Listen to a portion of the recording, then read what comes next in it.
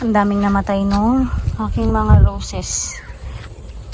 Bukod sa mainit at hindi nadidilig, dahil doon sa kulay white na nagkasakit sila. Kahit tinatanggal ko kapag dumadating ako dito o pumupunta ako dito, hindi pa rin nauubos.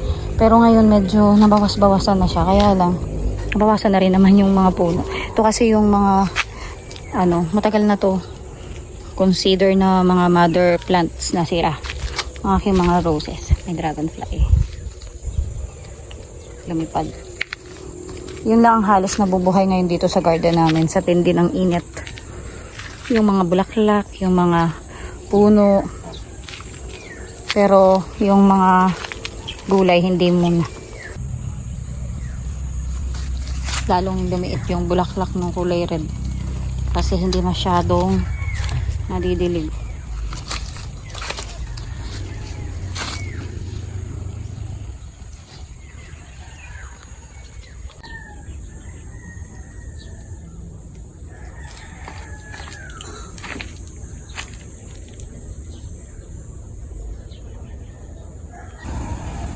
Ito yung itsura ng garden namin ngayon.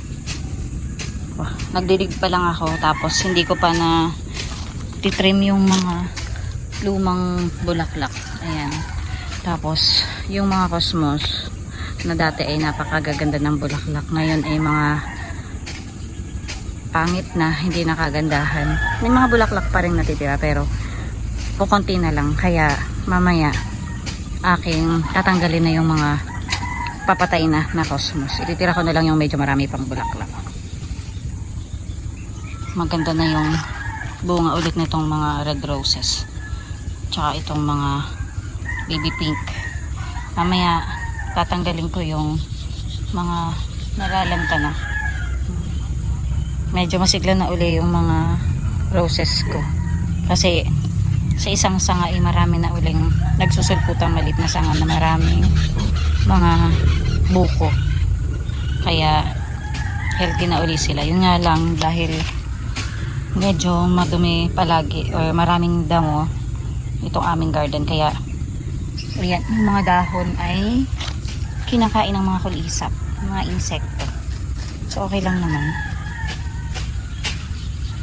red na uli nila. Kaya lang ito talaga yung mga medyo maliit lang na roses, pero red na red sila, unlike nung isang variety ko dito na red rose pero malaki naman siya.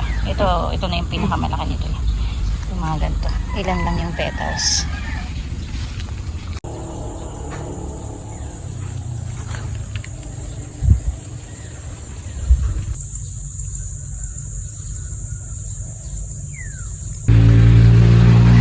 Wala na yung mga nalalanta ng cosmos dun sa malapit sa mga roses.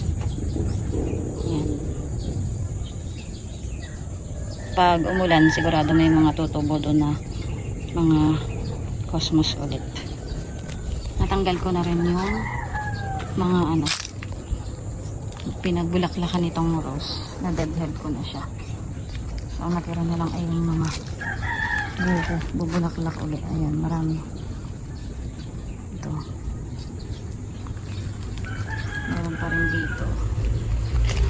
Yung sa banda rito, marami yung mga agsibukan. Tapos dito, yan, madami ulit. Tsaka dito, yan, may mga buko na ulit. Linggo-linggo ang pagtidedhead ko ng mga roses namin dito nabuhay, yung mga natira. Ito yung mga matatanda ng roses na nakatanim sa lupa. Mataas ito dati, pero nitong nagbakasyon, nagkaroon siya ng mga aphids. Kaya ayan, mga pinagpuputol ko. Ayan, ang laki ng puno. Pero ang baba ngayon kasi nga pinutol ko yung mga matataas. Ito yung mga malalaki na bumaba. Katulad nito. Ito, mas mataas pa dyan ito dati, pero pinutol ko kasi ayan, ito isang linggo pag yan ay nakabuka na yung bulaklak, tatanggalin ko na rin yan. mga bagong sibol na uli ito, kaya mga mabababa.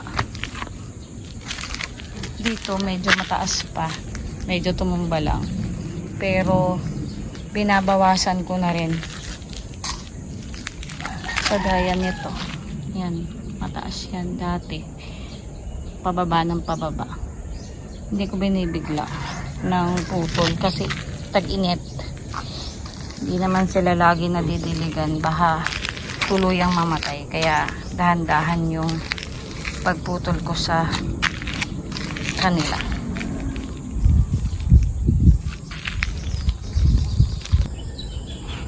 I-update ko kayo dun sa mga halaman namin dito sa aming garden, dahil medyo umuulan-ulan na paminsan-minsan.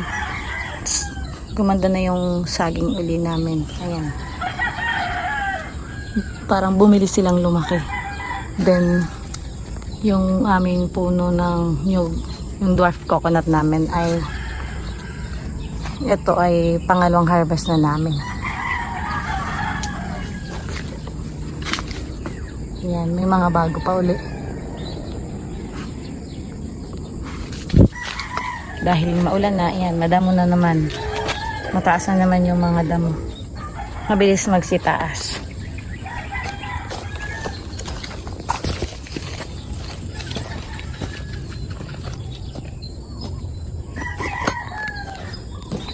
Kagaya nitong mga roses, ayan o. Kakatanggal ko lang ng mga damo nila, pero after 1 week sobrang dami na ulit.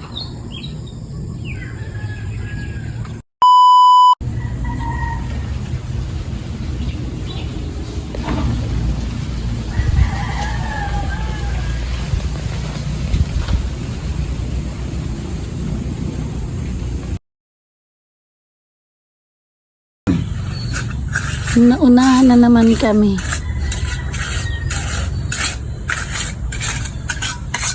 Ayan.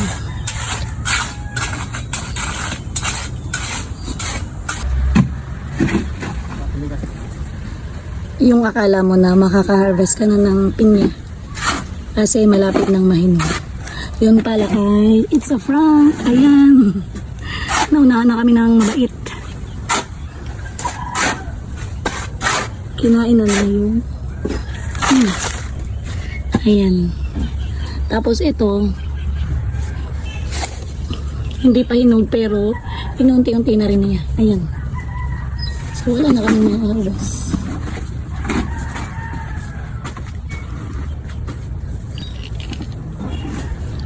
Kala mo nakalagay pa, pero wala na siya. Unti-unti na rin kinakain. Daga siguro yung